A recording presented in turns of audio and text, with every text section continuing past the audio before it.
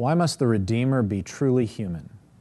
That in human nature he might on our behalf perfectly obey the whole law and suffer the punishment for human sin, and also that he might sympathize with our weaknesses. The Redeemer really was a human being, Jesus of Nazareth, a particular man who lived in a particular time, engaged with particular sorts of people in particular places. This is one of the great scandals of the Christian gospel. Just a century ago, objections were raised that the particularities of history could never be the basis for eternal truths. But this is precisely what the gospel claims, and this is precisely the nature of our hope, that one person came and changed the course of world history. One person came and brought the very presence of God into our midst. Here, the Catechism reflects carefully upon the nature of his humanity, the importance of his humanity, why it is that he had to be not a mediator or an apparition, not an illusion or an angel, but a human being, one actually possessing human nature in every aspect, body and soul. Hebrews 2, more than any other text in the New Testament, addresses this issue, where it says that the Father, wishing to bring many sons to glory, sent his very Son to become like us, and that he actually became like us in every respect, sin accepted. It goes on to speak about the nature of human life, and it doesn't sugarcoat. It doesn't present a Pollyannish notion of what human existence is like. It, with eyes wide open, addresses the fact that the Son came and took on our nature, and not only that, but taking on our nature, the Son came and endured all that we threw at him. All the rejection, all the blasphemy, all the sorrow, all the torture, all the hatred that this Son sent from God's eternal love came to receive in our place and on our behalf. He truly was a man of sorrows, and he truly showed himself to be a sacrificial lamb.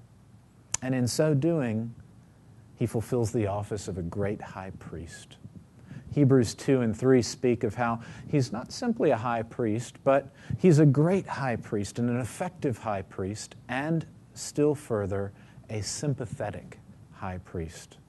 Jesus watches over us even now as a human being, as one who's walked our paths, who's dealt with our temptations, who's known our limits and the finite reaches of human existence, and who knows what it's like to faithfully rely upon the Spirit's power and to faithfully follow the Father's command. And so when we find ourselves overwhelmed with our situations and with our spiritual struggles, we know that we have an advocate before the Father who can intimately understand in a first-person sort of way precisely what it is like to struggle, to journey, to walk, to fight, and to do battle by the Spirit in this sort of world, in this kind of society, with this kind of nature.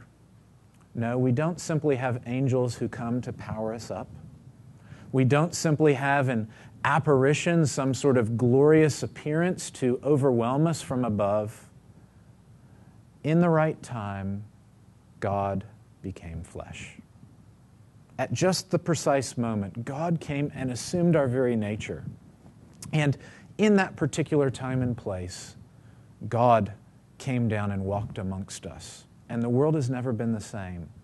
For now there has been one, east of Eden, who has journeyed through the valley of the shadow of death, and who knows that the Lord is his shepherd, who knows that he can find security and safety only in the Father's provision and the Father's design, and who consistently and fastidiously turns to that Father in trust and obedience. I don't and you don't, but Jesus did.